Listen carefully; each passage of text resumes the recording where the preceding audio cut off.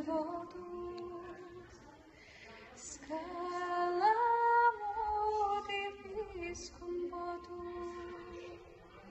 всяке дівче воду брало і з Романом розмовляло.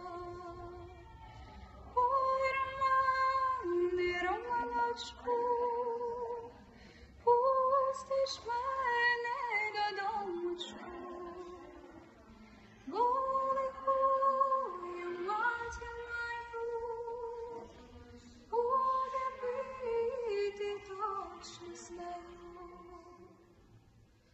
Ой, пущу тя додомочку,